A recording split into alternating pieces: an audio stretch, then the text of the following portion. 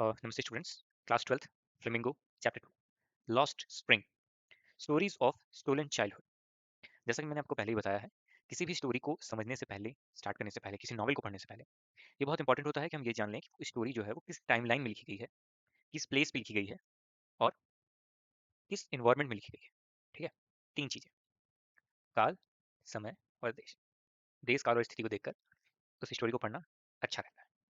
उससे कई सारे फायदे हैं। एक तो आपको आइडिया लग जाएगा स्टोरी किस बारे में है, किस पृष्ठभूमि पे लिखी गई है। स्टार्ट करते हैं। Lost spring. Lost spring, spring एक मौसम है, स्प्रिंग का एक मौसम आता है, और लॉस्ट स्प्रिंग यानी कि ऐसा वो मौसम जो खो गया।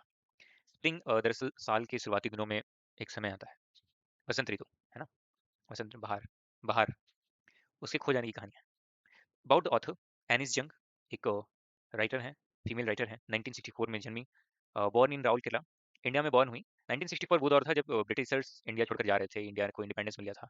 1962 में हमारी एक चाइना से वॉर हुई थी, मतलब काफ़ी लेट स्टोरी है, around independence and establishment of country and all. Raurkela, Anis Jing, and spent her childhood and adolescence in Hyderabad. She received her education in Hyderabad and in the United States of America. Her parents were both writers. एनिस जंग का जन्म जो है राउरकेला में हुआ है। बचपन और युवावस्था या किशोरावस्था कहें, एडोलसेंस मतलब किशोरावस्था, ठीक है, किशोरावस्था जो है उनकी हैदराबाद में हुई है। और she has received her education from Hyderabad and USA. उनके माता पिता दोनों राइटर हैं, ठीक है। और एनिस जंग का जो करियर है राइटिंग का, वो स्टार्ट होता है इंडिया में। She has been an editor and columnist of our major newspapers of India. Editor मतलब संपादक, और कॉलमनिस्ट मतलब अभिव्यक्ति करने वाले, अभिव्यक्ति, है ना, एडिटोरियल पेजेस, और major newspapers of India and abroad.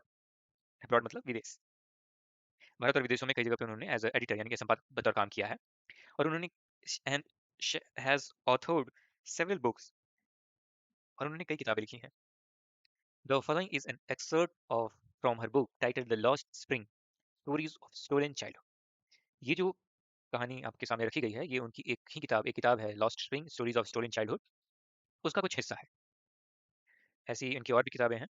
Here she analysis the grinding property and tradition which condemn these children to a life of exploitation.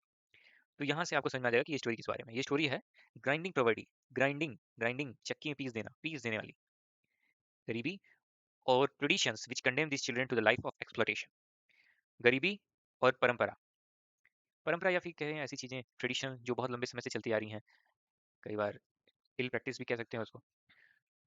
तो गरीबी और परंपरा, ऐसी परंपराएं जिसकी वजह से कुछ बच्चों का जीवन शोषित हो गया, एक्सप्लॉइट हो गया, इस बारे में ये कहानी है।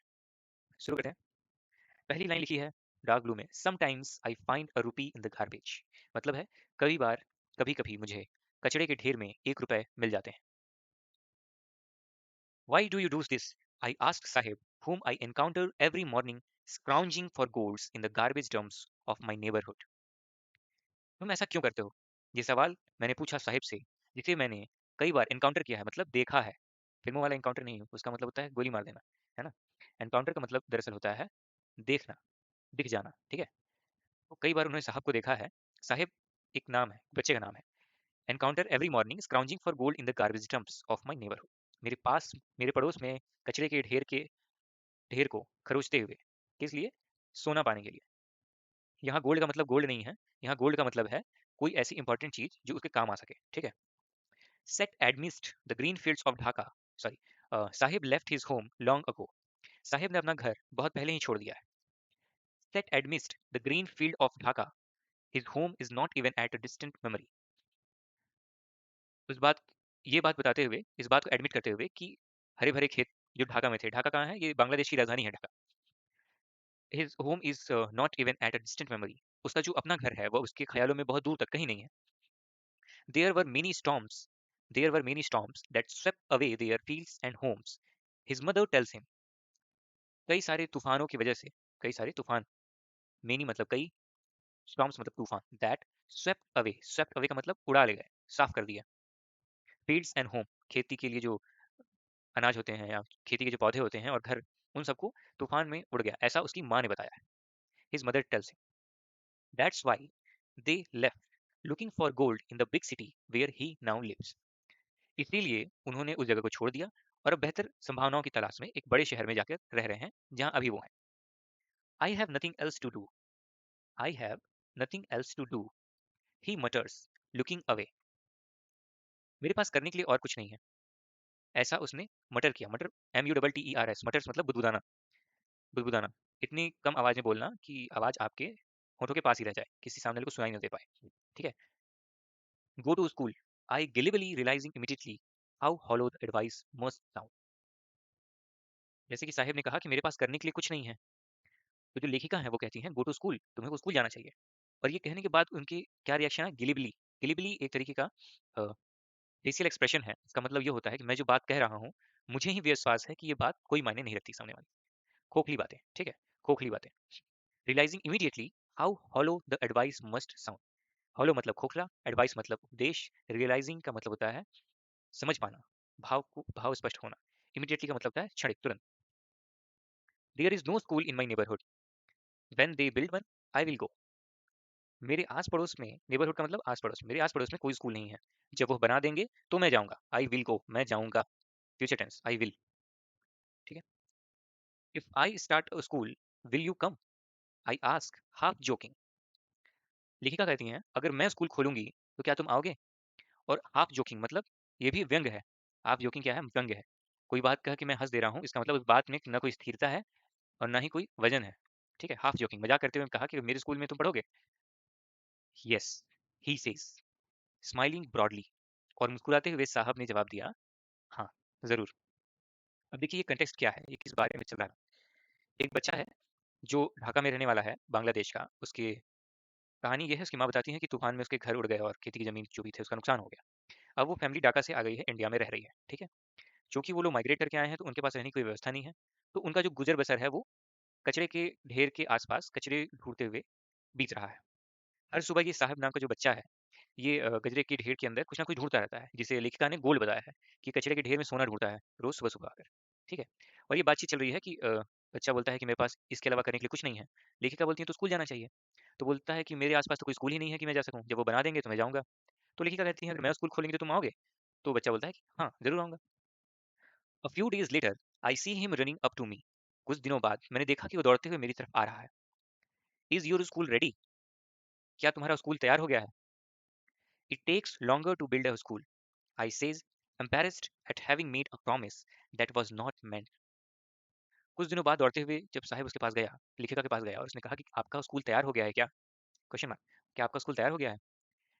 लेखिका ने जवाब दिया कि एक स्कूल को बनाने में बहुत समय लगता है। यह कहते ही शी एम्बेरेस्ड। एम्बेरेस्ड का मतलब शर्मिंदगी महसूस करना, एम्बेरेस होना। Embarrassed eight having made a promise that was not meant. इस बात पर शर्मिंदा हुई कि एक ऐसा वादा किया जिसे पूरा नहीं किया जाए। है ना? ऐसा वादा करने से, ऐसी बात बोलने से जो आप कर नहीं सकते हैं, आपको शर्मिंदगी महसूस होती है। But promises like mine around, but promises like mine abound in every corner of this bleak world. लेकिन लेखिका कहती हैं कि जिस तरह का वादा मैंने किया था, ऐसे वादे, ऐसे वादों की इस काली दुनिया में, इस झूठी दुनिया में कोई कमी नहीं है। अबाउंडेंट का मतलब होता है पर्याप्त मात्रा में, आवश्यकता से अधिक मात्रा में, अबाउंडेंट। एनफ का मतलब होता है पर्याप्त। ठीक है। देखिए, यहाँ ध्यान दीजिएगा, ENOUGH, एनफ का मतलब होता है पर्याप्त, और अबाउंडेंट का मतलब होता है आवश्यकता से अधिक। ठीक है। एनफ, अबाउंडेंट, ये मिलते जुलते शब्द हैं। ठीक है। देखिए, after months of knowing him I ask him his name. कई महीनों तक उससे जान पहचान बनाने के बाद, knowing him, I ask him his name, मैंने उससे उसका नाम पूछा। साहिब आलम, ही अनाउंसेस, उसने घोषणा की कि उसका नाम है साहिब आलम। अनाउंसेस का मतलब होता है घोषणा करना। He does not know what it means. उस बालक को ये नहीं पता था कि साहिब आलम का मतलब क्या होता है। If he new it's meaning, अगर उसे पता होता इसका मतलब, लॉर्ड ऑफ द यूनिवर्स मतलब ब्रह्मांड का स्वामी, ब्रह्मांड का राजा, लॉर्ड मतलब राजा, है ना, ब्रह्मांड का राजा। He would have a hard time believing it. अगर उसे अपने नाम साहिब आलम का मतलब पता होता, उसके लिए इस बात पर भरोसा करना बहुत मुश्किल होता। हार्ड टाइम बिलीविंग इट, ये एक फ्रेज है, इसको आप याद रख सकते हो, है ना, hard time believing it.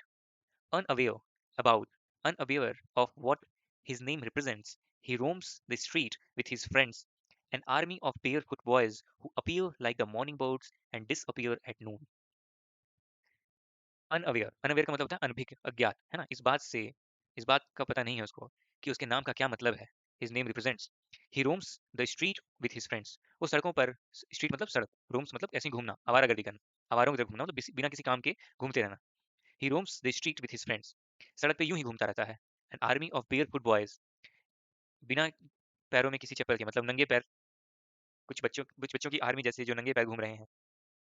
Who appear like the morning birds. जो सुबह की चिड़ियों के साथ दिखाई देते हैं और डिसअपियर हो जाते हैं कब? नून में. अपीयर का मतलब होता है दिखना, दृश्य होना, और डिसअपियर का मतलब होता है अदृश्य होना. ये एक दूसरे के अपोजिट हैं, ठीक है, इसीलिए ग्रीन कलर से लिखे हुए हैं, कर दिए मैंने. ये एक दूसरे के अपोजिट हैं, अपीयर डिसअपियर. अपीयर का मतलब दृश्य, डिसअपियर का मतलब अदृश्य. नून, आफ्टरनून बोलते हैं 12 बजे के बाद, दोपहर के 12 बजे के बाद शाम के 4 बजे तक नून रहता है, दोपहर. कहने का मतलब ये है कि ये अपने कुछ ऐसे दोस्तों के साथ घूमता रहता है जिनके पैर में चप्पल भी नहीं है, और इसका नाम शाहब आलम है, मतलब ब्रह्मांड का राजा है. और यह सुबह सुबह इतनी सुबह उठ जाता है जब सुबह की चिड़िया की चहचहाट शुरू होती है, और दोपहर आते आते ये सड़क से गायब हो जाता है. Over the months I have come to recognise each of them. कुछ महीनों में ही मैं उनमें से हर एक को पहचानने लगी. उसके दोस्त, कई सारे दोस्त हैं, ठीक है. अब उसके दोस्तों के बारे में बात. Why are you wearing chappals, I ask one. तुम चप्पल क्यों नहीं पहनते हो, मैंने किसी एक से पूछा. My mother did not bring them down from the self. मेरी माँ सेल्फ से उतार कर मुझे नहीं देती. डिड नॉट ब्रिंग, ब्रिंग मतलब लाना, ठीक है. Bring them down, bring them down. किसके बारे में बात हो रही है? चप्पल्स के बारे में बात हो रही है. अब ये सोच रहे हो कि राइटर का नाम तो एनिस जंग है, ये तो फॉरेन की राइटर्स हैं, ब्रिटेन की हैं, लेकिन ये चप्पल क्यों बोल रही हैं? क्योंकि इंग्लिश में तो चप्पल बोलते नहीं है, सैंडल बोलते हैं. यही ध्यान देने वाली बात है, क्योंकि जो स्टोरी है वो इंडिया में लिखी गई है, इसलिए इंडिया के जो लोकल वर्ड हैं वो आपको दिखेंगे. ऐसा ही आपको मिलेगा जब आप हरविंदर सिंह की कहानियां पढ़ेंगे, या आर के नारायण की कहानी पढ़ेंगे, या रस्किन बॉन्ड की कहानियां पढ़ेंगे. ये वो सारे राइटर हैं जो हैं तो इंग्लिश स्टोरीज लिखते हैं, लेकिन उनके कंटेक्स्ट में इंडियन वर्ड्स हैं, ज़्यादा हैं, ठीक है, मोस्टली. ठीक है. My mother did not bring them down from the self. Self, आप जानते हैं सेल्फ क्या होता है? मकान में एक जगह होती है जो ऊंची रखी होती है उसमें सामान रखने के लिए, ठीक है. उसकी माँ ने क्या है, चप्पलें सेल्फ में रखी हुई हैं, और सेल्फ से उतार के उसको देती नहीं है ताकि वो पहन सके, ठीक. उसने बहुत स्वभाव सामान्य तरीके से इस बात का जवाब दिया, आंसर सिंपली. अच्छा, एक बात और ध्यान देने की चीज़ है. हर डायलॉग, ये जो हर एक स्टेटमेंट है, हर एक स्टेटमेंट के बाद ये लिखा हुआ है कि वो डायलॉग किस मूड में बताया गया है. जैसे यहाँ लिखा है आंसर्स सिंपली, बहुत स्वाभाविक तौर पे जवाब दिया गया.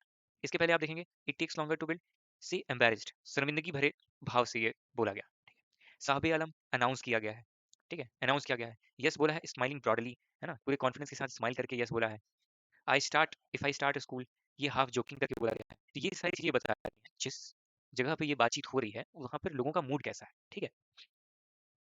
Even if she did, he will throw them off. Adds another who is wearing shoes that did do not match. अगर वो उसे उतार कर दे भी देंगे तो भी ये फेंक देगा. किसने बोला? ये किसी और बच्चे ने बोला. किस बच्चे ने बोला? Who is wearing shoes, जो जूते पहना हुआ था, that do not match. एक तीसरा बच्चा है जिसने जूते पहन रखे हैं, और वो बता रहा है कि अगर इसकी माँ ने इसे उतार कर दे भी दिया तो भी ये उन चप्पलों को फेंक देगा, पहनेगा नहीं. क्यों नहीं पहनेगा? क्यों नहीं पहनेगा, ये बात समझिए. अब ये बता कौन रहा है? वो बच्चा बता रहा है जिसके पैर में जूते तो हैं लेकिन दोनों जूते अलग अलग हैं. Do not match. When I comment on it, he shuffles his feet and says nothing. जब मैं इस बात पे कमेंट किया तो उसने अपने पैर पटके, लेकिन कुछ बोला नहीं. Shuffles his feet and says nothing. I want shoes. I want shoes. मुझे जूते चाहिए. Says the third boy who has never owned a pair of all his life. मुझे जूते चाहिए. ये किसने बोला? ये तीसरे बच्चे ने बोला. Who has never owned a pair all his life. जिसे उसके पूरे जीवन में कभी भी एक जोड़ी चप्पल नहीं मिले. Traveling across the country, I have seen children walking barefoot in cities on village roads. देश भर में भ्रमण के दौरान, क्रॉस द कंट्री मतलब देश भर में, ट्रेवलिंग मतलब ट्रेवल करना, आना जाना, यातायात करना. I have seen children walking barefoot. मैंने बच्चों को देखा है चलते हुए नंगे पांव, ठीक है. Says the third boy who has never owned a pair all his life. उस बच्चे ने बोला जिसने अपने जीवन में कभी भी एक जोड़ी चप्पल नहीं पहनी होगी. I have seen children walking barefoot. मैंने बच्चों को बिना चप्पल के, बेयरफुट का मतलब होता है नंगे पांव, पहले ही बता चुका हूँ. बेयरफुट का मतलब है नंगे पांव. In CTs on village roads, सड़कों पर और शहरों में और गांव की सड़कों पर. It is not lack of money but a tradition to stay barefoot is one explanation. और कई बार पूछने पर एक एक्सप्लेनेशन ये आता है कि ये पैसों के बारे में नहीं है. ऐसा नहीं है कि हमारे पास धन का अभाव है. लैक ऑफ मनी मतलब धन का अभाव, बट अ ट्रेडिशन, लेकिन ये हमारे यहाँ की परंपरा है. क्या परंपरा है भाई? परंपरा ये है कि हम बिना चप्पलों के रहते हैं, नंगे पाँव घूमते हैं। ये एक तरीके का एक्सप्लेनेशन है जो आमतौर पे लोग देते हैं। I wonder if this is the only an excuse to explain why a particular state of poverty. मुझे यह जानकर आश्चर्य होता है, I wonder, मुझे यह जान के आश्चर्य होता है कि कोई अपनी कभी ना खत्म होने वाली गरीबी की अवस्था को, कभी ना खत्म होने वाली गरीबी, perpetual state of poverty, ऐसी गरीबी जो पुश्तैनी है, कभी खत्म नहीं हो रही है, ठीक है, बहुत जन्मांतर से अगर कोई गरीब आ रहा है, तो वो लोग इस तरह का एक्सक्यूज देते हैं। एक्सक्यूज का मतलब होता है कारण, है ना, कारण बताते हैं कि हम तो नंगे पाँव इसलिए घूम रहे हैं क्योंकि हमारे यहाँ परंपरा है चप्पल न पहनने की।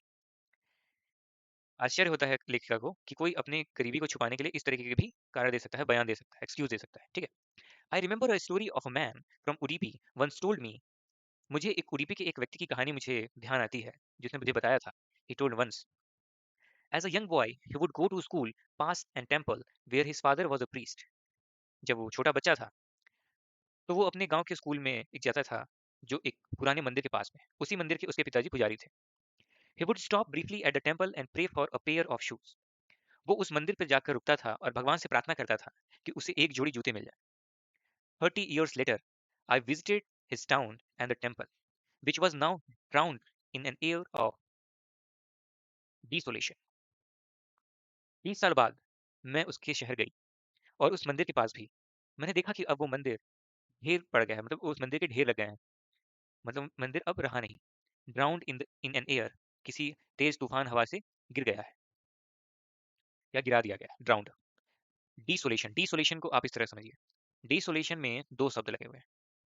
पहला है डी, डी का मतलब होता है निगेटिविटी, ठीक है, निगेटिविटी, निगेटिविटी सेंस में इसको यूज करते हैं, ठीक। उसके बाद दूसरा शब्द है सोल, सोल, SOLE, ऐसा मान के चलिए, सोल, डी सोल। सोल का मतलब होता है बेस, है ना, आपके जूते के नीचे सोल होता है, सोल क्या है, बेस है, ठीक। डी सोल, ठीक है। अब इसी के बारे, इसके बाद अब क्या आता है, एशन। एशन का मतलब होता है प्रक्रिया, प्रोसेस।